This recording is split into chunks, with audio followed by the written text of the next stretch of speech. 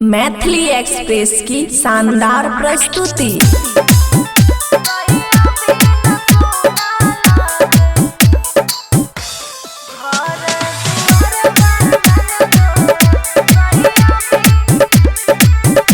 खुशी recording studio बलुआहा। गेले जब से बहरा सैया तरसैया मनवा ननदो। गेले जब से बहरा सैया तरसैया मनवा ननदो। सैया बिना सोना लागे घर अंगनवा ननदो। सैया बिना सोना लागे घर दुआर ननदो। सैया बिना सोना लागे। डीजे राजेश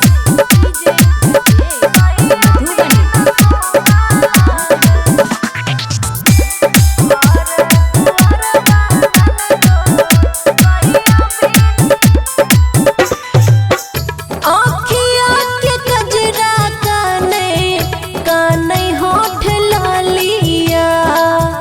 बालमा के बिना भेले बिरहन के हालिया। हाँ, आँखिया के कजरा काने होठ लालिया। बालमा के बिना भेले बिरहन के हालिया। ओकरे के हरदम खोजे हमर नयनवा ननदो। सैया बिना सोना लागे घर अंगनवा ननदो। सैया बिना सोना लागे घर दुआरवा ननदो। सैया बिना सोना लागे। डीजे राजेश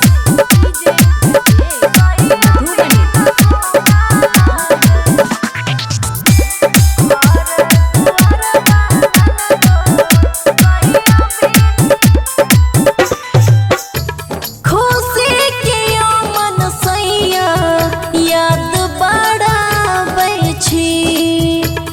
आबैल कहै छी तऽ माना आह करै छी।